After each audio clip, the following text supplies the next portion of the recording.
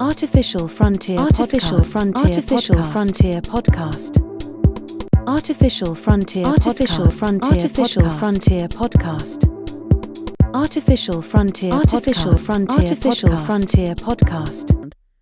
Well, today we're going deep, really deep into one of those shadows. We're talking about the world of economic hitmen, and we've got an incredible guide for this journey. John Perkins. Yeah, and the thing that makes Perkins so fascinating is that he's not like some outsider with a conspiracy theory. This was his life embedded in the system. You know his book, Confessions of an Economic Hitman? Yeah, of course. Who doesn't? It's huge, right? Yeah. But did you know that 29 publishers turned it down before one finally took it on? Seriously, 29? That's wild. Makes you wonder what secrets he was revealing that so many wanted to keep buried. Exactly. And it gets to the core of how we understand global economics, how power really works. We're talking about a system that's designed to manipulate entire nations, often at the expense of their own people. Okay, so no more teasing. Let's get into it. How does this system actually work? I mean, Perkins talks about the shift after World War II, right? Like we move away from traditional military force and into something else, a different kind of empire building. Yeah, it's like straight up invasion. Too messy, too expensive, and people were starting to catch on, not like it anymore. So enter the economic hitman, the EHM. Okay, so not a James Bond in a tux, I'm guessing. Not even close. Think highly educated, very often an economist or engineer, someone who looks respectable, right? But they're given a very specific agenda to fulfill. Got it. So these EHMs, they aren't just targeting any random country, are they? There's a strategy to it. Oh, absolutely. They're laser focused on resource-rich nations.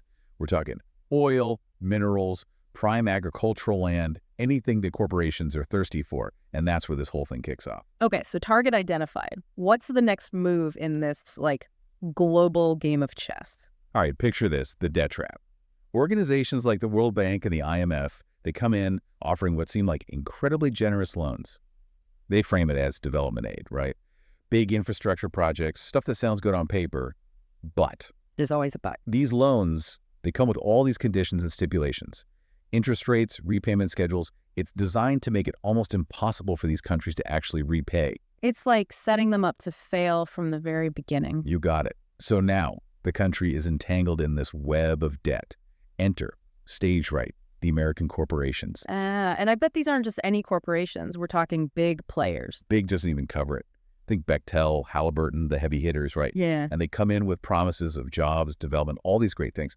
But so often, well, the reality on the ground is a different story. Projects stall, they're mismanaged, they don't benefit the people as promised. And what happens? The country sinks deeper and deeper into debt. The trap is sprung. So they're hooked, but what's the end game here? What do the EHMs and the corporations behind them actually get out of it? It boils down to leverage. Plain and simple. The indebted nation is pressured into these trade deals that are totally one-sided. They're forced to give up their resources, often at ridiculously low prices. And then there's the political strong-arming. They have to toe the line with U.S. foreign policy, even if it goes against their own national interests. And if they refuse, what happens then? Perkins saw it firsthand. Political instability, orchestrated coups, even assassinations of leaders who dared to resist. This isn't some theoretical game. It's about raw power, control, maintaining a system that benefits a select few. It's a pretty chilling thought, this whole idea of economic warfare being waged under the guise of development and aid.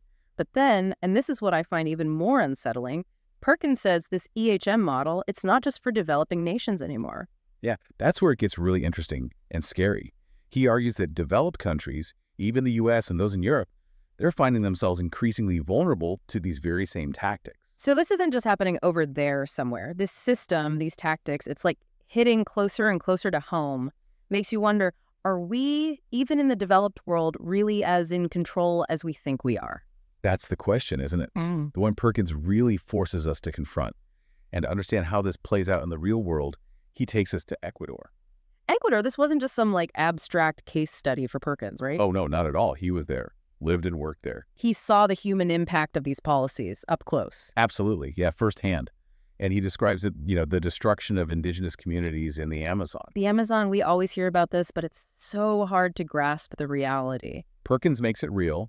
He saw their land seized, their livelihoods completely decimated, all to make way for oil pipelines, extraction projects, the kinds of things we talked about earlier, funded by those massive loans. So it's not just environmental destruction, you're saying. Perkins links it directly back to that whole web of debt and corporate influence. Exactly. It's all connected. And he argues that these communities, they were basically sacrificed, their voices silenced to keep this system humming along, the one that benefits the corporations and, of course, their allies within the Ecuadorian government. And tragically, this pattern, this wasn't just Ecuador. Perkins points to Panama as another powerful example. Panama, right, with the canal, such a strategic place. Globally important. And a history of U.S. involvement, let's be honest. So what happened there? Well, Perkins talks about Omar Torrijos, Panama's president back in the 70s. Okay, I've heard the name. Torrijos, he was determined to get control of the Panama Canal, get it back from the U.S. That's huge, challenging a superpower, especially on something like that. He wanted a more equitable arrangement for Panama, and he wasn't messing around. He took his case internationally, rallied other countries to his side. Making it very clear that Panama was done being pushed around. But then, 1981, Torrijos dies in a plane crash. Very suspicious.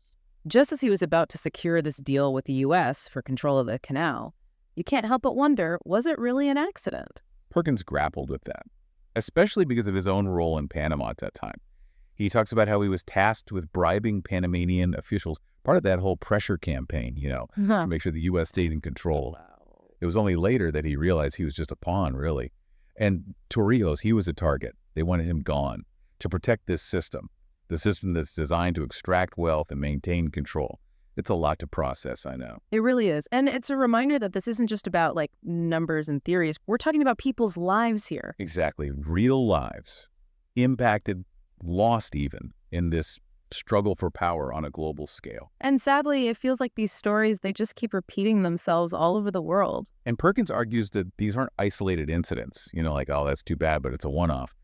He says these are features of the system. Features, not bugs. It's built this way, designed to maintain U.S. power, even if it means sacrificing the well-being of whole nations. So, okay, if this system is so ingrained, so powerful, how does it keep going? How does it stay so dominant? That's where Perkins' 4 pillars come in. This is what he says underpins everything, the foundation this whole system rests on. The 4 pillars sounds kind of ominous, doesn't it? Right, like we're about to uncover some ancient secrets. But it's a good way to think about it because these are the things that prop the system up, that keep it running. Okay, so let's break it down. What's the first pillar? Fear. Fear, yeah. It's like the oldest trick in the book, right? Scare people enough and they'll do just about anything. Exactly. Create an enemy, whether it's real or imagined, doesn't really matter. It's about justifying these massive military budgets, interventions all over the globe. The classic us versus them, right? There's always some threat out there, so we need to be armed to the teeth, got to project strength, even if it means going to war. And Perkins argues that a lot of this fear, it's manufactured, carefully cultivated.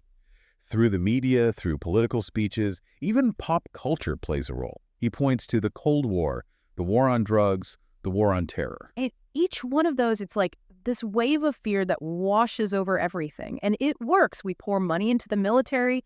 We get involved in other countries' business. We even start to erode our own liberties here at home, all in the name of security. And who benefits from all this?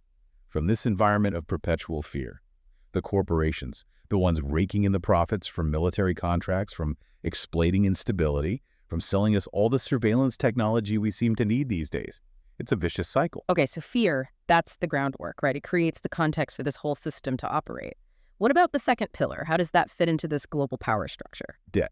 It's about trapping nations intentionally in these financial obligations they can never truly escape. Right, like we were talking about earlier with those IMF and World Bank loans, the ones that are basically designed to be unsustainable. It all comes back around. And it's not just developing countries either. Think about the national debt here in the U.S., in Europe. It's huge.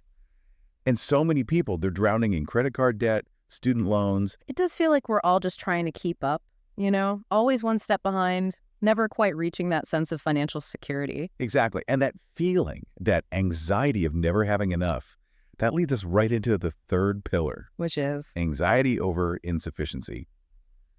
Perkins is really onto something here. It's that constant pressure to consume, to define ourselves by what we own, by our status. And it's everywhere you look these days. Like, it's not even subtle anymore. Oh, it's totally by design. The advertising is relentless. Look at how consumerism is celebrated, even glorified by Hollywood, by influencers. It's all about keeping up with the Joneses, who, by the way, are probably up to their eyeballs in debt themselves. It's true. It's like this system is designed to keep us perpetually dissatisfied, always wanting more, buying more, thinking that the next thing is going to be the thing that finally makes us happy. But it never quite does. That's the whole point. Because as long as we're chasing that feeling through consuming, we're feeding the beast. We're playing right into their hands. So we've got fear driving our decisions, we've got debt holding us captive, and then this constant anxiety telling us to buy more, be more, have more. It's a lot, but it can't be the whole story, can it? What's stopping us from waking up to this, from seeing how we're being manipulated? That, my friend, is where the fourth pillar comes in. And it might be the most insidious one of all. Divide and conquer. Classic. Turn people against each other so they're too busy fighting to see the real enemy. Brilliant, isn't it? And Perkins argues that this division, it's not accidental, it's deliberate.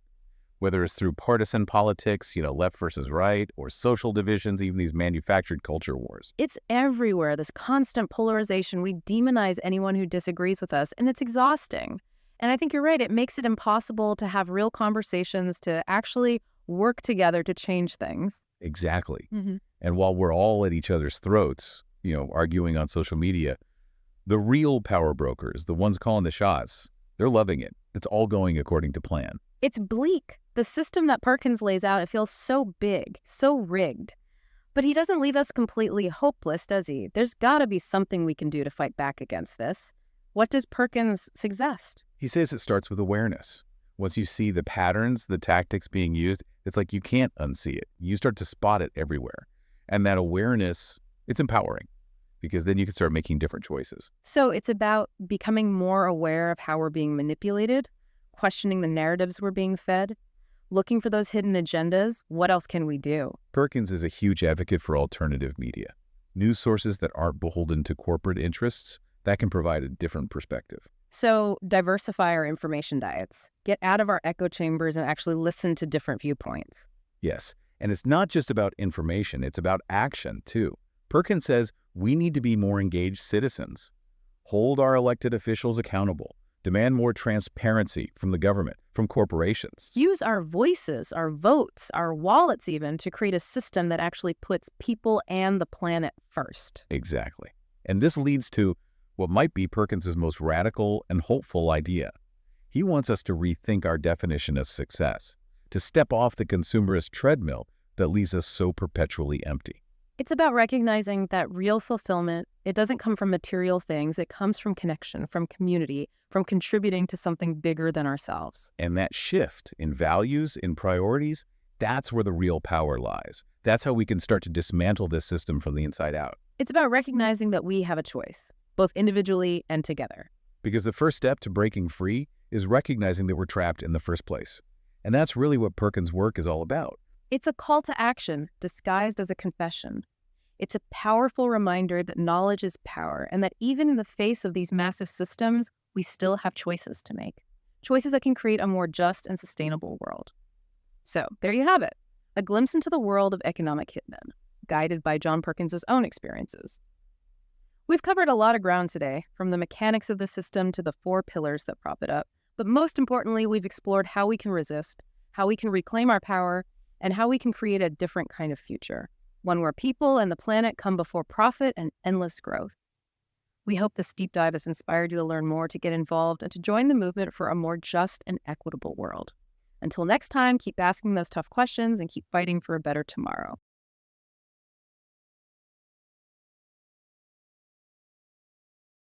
Artificial Frontier Podcast. Artificial Frontier Podcast. Artificial Frontier Podcast. Artificial Frontier Podcast. Artificial Frontier Podcast.